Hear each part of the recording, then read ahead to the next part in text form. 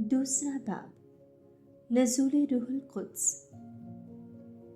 जब ईद खमसीन का दिन आया तो वो सब मिलकर एक ही जगह में जमा थे और यकबारगी आसमान से ऐसी आवाज़ आई जैसे धुंध हवा का सन्नाटा होता है, और उससे सारा घर जहाँ वो बैठे थे गूंज उठा और आग के शोहले की सी ज़ुबानें उन्हें दिखाई दी और जुदा जुदा होकर हर एक पर ठहरी, और वो सब रूहुल कुद्स से भर गए और दूसरी ज़ुबानें बोलने लगे जिस तरह रूह ने उन्हें बोलना अता किया।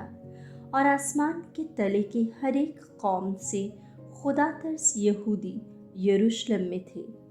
जब ये आवाज़ सुनाई दी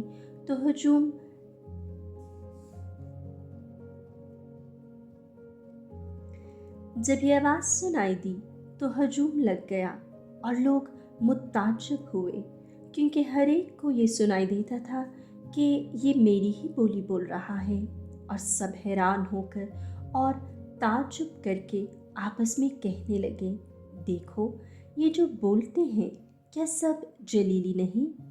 बस क्यों कर हम में से हर एक अपने अपने वतन की बोली सुनता है? पार्थी और मादी और अल्यामी और माबीन अलनहरीन और यहूदिया और कपादोकिया और पंतूस और आसिया और फरोजिया और पम्फोलिया और मिस्र और लूबिया में कैरवान के आसपास के इलाके के बाशिंदे और मुसाफिरीन रूमा, क्या यहूदी क्या नौमरीद और करीदी और अरबी, हम अपनी अपनी ज़ुबान में उनसे खुदा के अजीब कामों का बयान सुनते हैं। और सब हैरान हुए और ताज्जुब करके एक दूसरे से कहने लगे, ये क्या हुआ चाहता है? और उन्हें ठट्ठे से कहा कि ये नई मय के नशे में है।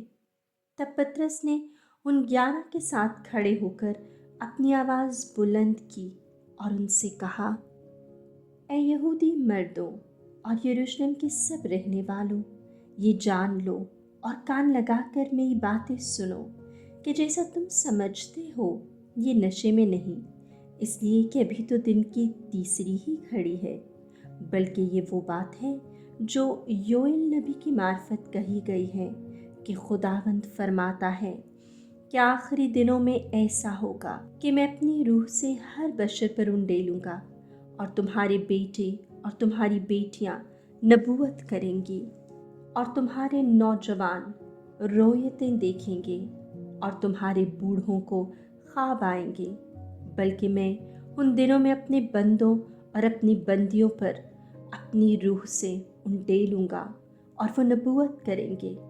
मैं ऊपर आसमान में अजाइबात और नीचे ज़मीन पर करिश्मे दिखाऊंगा, यानी खून और आग और धुएं का गुबार।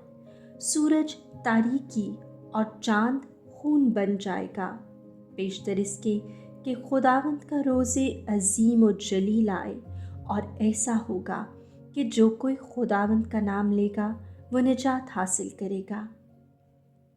ऐ इस्राएली मर्दों, ये बातें सुनो कि यीशु नासरी एक शख्स था जिसका खुदा की तरफ से होना उन मौजज़ों और अजाइबात और करिश्मों से तुम पर साबित हुआ जो खुदा ने उसकी मार्फत तुम में दिखाई, जैसा कि तुम खुद भी जानते हो।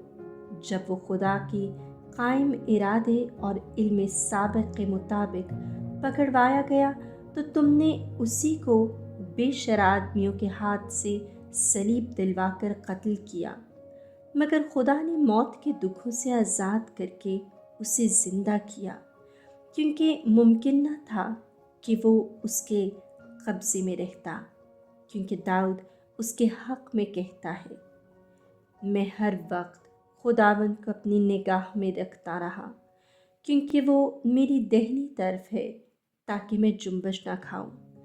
इसलिए मेरा दिल खुश और मेरी ज़ुबान शादमान है, बल्कि मेरा जिस्म भी अमन से रहा करेगा, क्योंकि तू मेरी जान को आलम असफल में ना छोड़ेगा और ना तो अपने मुक़द्दस को सड़ने ही देगा। तूने मुझे ज़िंदगी की राहें बताई। तू मुझे अपने दीदार के सबब से खुशी से भर देगा। ऐ मर्दो भाइयों, मैं बुजुर्ग दीन दाऊद के हक़ में बेधड़क कह सकता हूँ कि वो मरा और दफन भी हुआ, और कि आज के दिन तक उसकी कब्र हमारे दरमियान मौजूद है।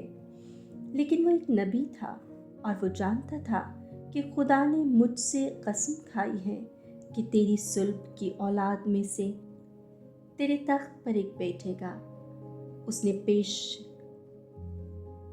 उसने पेशबीनी करके क़यामतुल मसीह की बाबत कहा कि वो आलम असफल में ना छोड़ा गया, ना उसका जसद सड़ने पाया। इसी यीशु को खुदा ने ज़िंदा किया, जिसके हम सब गवाह हैं। बस खुदा के दाहिने हाथ से सर बुलंद किया जाकर और बाप से माहूद रूह कुद्स पाकर उसने ये नाजिल किया है जो तुम देखते और सुनते हो। क्योंकि दाऊद तो आसमान पर नहीं चढ़ा, फिर भी वो खुद कहता है कि खुदावंद ने मेरे खुदावंद से कहा, मेरी दाहिनी तरफ बैठ, जब तक मैं तेरे दुश्मन तेरे पाँव की चौकी न कर दूँ। बस इस्राएल का सारा घराना यकीन जान ले कि खुदा ने उसी यीशु को जिसे तुमने सलीब दी खुदावंद भी ठहराया और मसीह भी।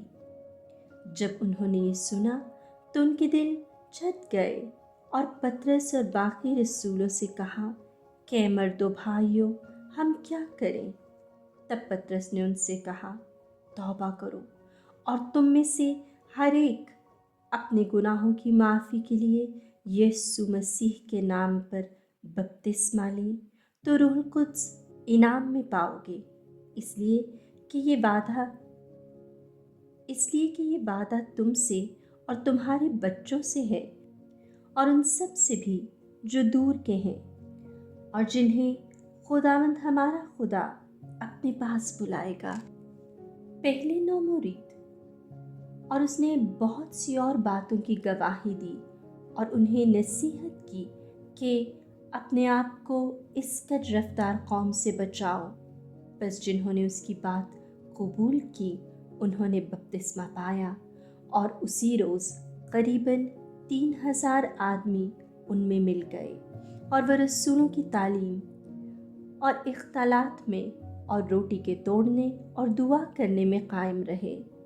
और हर एक को डर आया और बहुत से अचंभे और करिश्मे रसूलों से यरूशलेम में ज़ाहिर हुए, और सब जो ईमान लाए थे इकट्ठे रहते और सब चीज़ों में शराकत रखते थे। वो अपनी मलकियत और असबाब बेच कर हर एक की ज़रूरत के मुवाफ़िक सबको बांट दिया करते थे और एक दिल होकर हर रोज़ हैकल में जमा हुआ करते थे और घर घर रोटी तोड़ा करते थे और खुशी और दिल की सफाई से खाना खाया करते थे और खुदा की तमजीद किया करते थे और सब लोगों के नज़दीक काबिल इज़्ज़त थे।